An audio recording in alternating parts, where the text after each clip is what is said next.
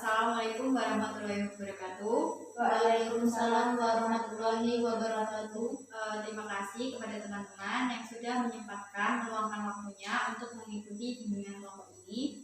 Izinkan saya untuk memperkenalkan diri. Perkenalkan, nama saya Vivian Febrianti.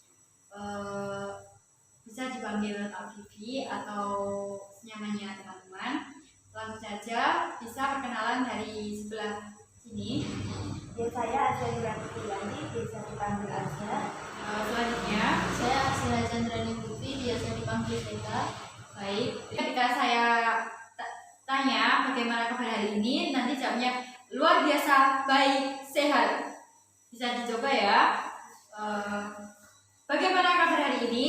Luar biasa, baik, sehat. Baik, terima kasih.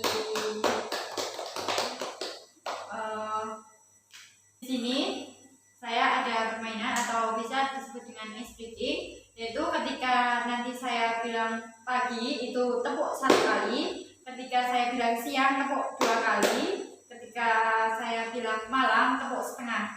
Paham? Mari kita coba.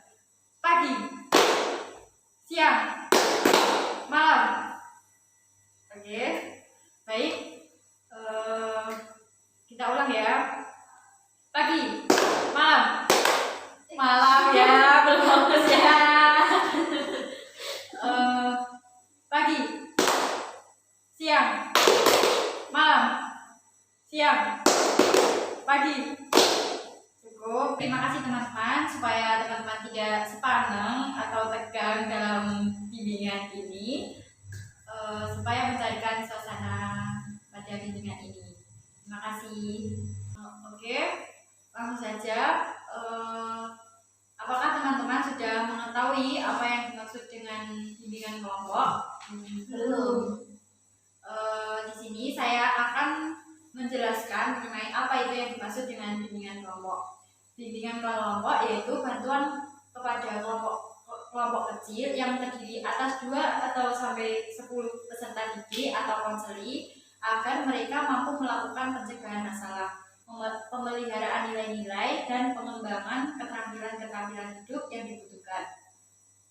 Adapun juga tujuan bimbingan dari bimbingan kelompok yaitu membentuk sesuatu keterampilan diri ataupun interpersonal pada sekelompok individual atau bimbingan akademik, karir, keterampilan pribadi dan sosial, serta mencegah munculnya masalah atau perilaku negatif yang dimungkinkan terjadi pada konseli yang memiliki masalah serius. Yang selanjutnya yaitu ada fungsi bimbingan kelompok, ada 3 macam, diantaranya yaitu ada preventif, yang kedua pengembangan, dan yang terakhir ada pemeliharaan. Langsung saja ke tahap inti, yaitu di sini saya mengambil tema cara mengendalikan emosi. Apakah teman-teman dalam kehidupan sehari-hari sering tidak terkontrol dengan emosinya? Sering. Langsung saja saya akan menjelaskan mengenai emosi. Emosi yaitu suatu kondisi psikologis yang kompleks yang melibatkan 3 komponen khusus berbeda, yaitu suatu pengalaman yang subjektif, respon psikologis, dan respon tingkah laku atau ekspresi. Emosi juga bisa disebut suatu perasaan yang pasti dimiliki setiap manusia. Semua orang pasti mengenal istilah yang satu ini yang digunakan untuk menggambarkan apa yang dirasakan oleh kehidupan sehari-hari. Pada umumnya, kita akan melibatkan emosi ketika berbicara, memilih kata-kata, mengambil keputusan, memilih aktivitas berdasarkan apa yang kita rasakan saat ini. Emosi memang memegang peran yang besar dalam kehidupan kita dan merupakan salah satu hal yang menjadi penting dalam cara membentuk karakter usia dini dengan memperhatikan tahap perkembangan emosi anak. Selanjutnya ada jenis-jenis emosi, diantaranya yaitu ada emosi sedih, duka, susah, dan pilu. Semua orang yang mengalami musibah pasti merasa sedih karena Karena sedih seseorang bisa menangis, bisa mengurung diri di kamar, dan tidak mau bergaul dengan orang lain. Selanjutnya ada emosi iri. Orang sering membandingkan keadaan dirinya dengan orang lain.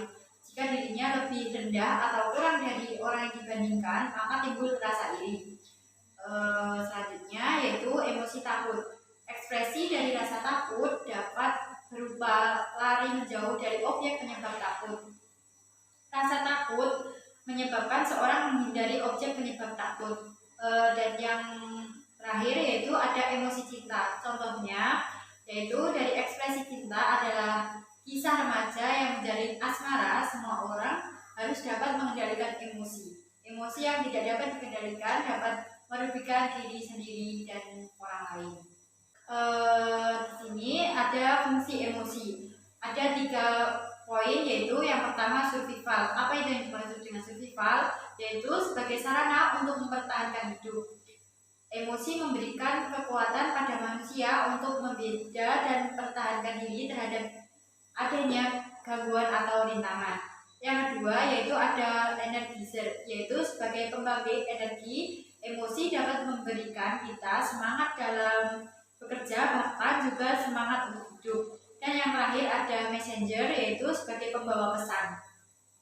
Emosi memberitahu kita bagaimana keadaan orang-orang yang ada di sekitar kita, terutama orang-orang yang kita cintai dan kita sayangi, sehingga kita dapat memahami dan melakukan sesuatu yang tepat dengan kondisi tersebut.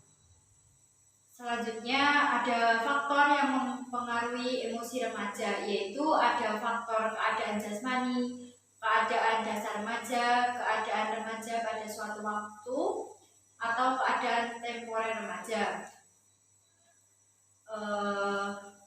Yang selanjutnya ada pengendalian emosi, yaitu ada yang poin pertama yaitu jangan langsung bereaksi. Cara mengontrol emosi negatif yang pertama adalah dengan jangan langsung bertindak atau bereaksi terhadap suatu hal atau kejadian. Bereaksi dengan segera terdapat pemicu emosi bisa menjadi kesalahan besar dalam hidup.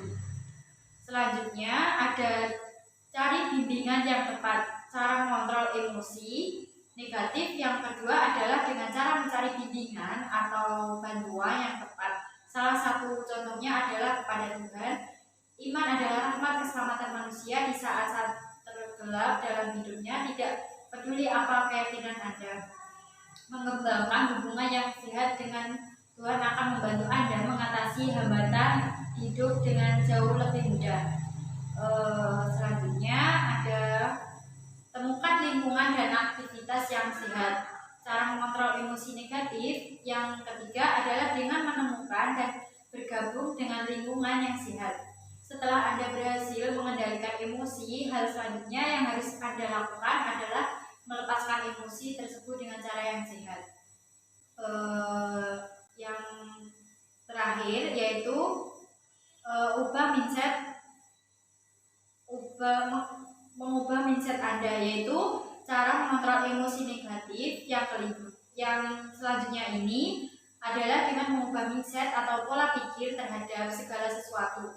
Emosi negatif cenderung akan mengikuti diri kita pada pikiran yang berulang-ulang, menciptakan siklus pola negatif yang sama.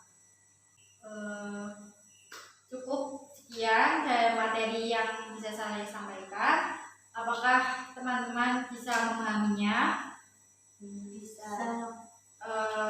Jika bisa, terima kasih. Ada kurang lebihnya penyampaian materi dari saya. Cukup sekian. Wassalamualaikum warahmatullahi wabarakatuh. Waalaikumsalam warahmatullahi wabarakatuh.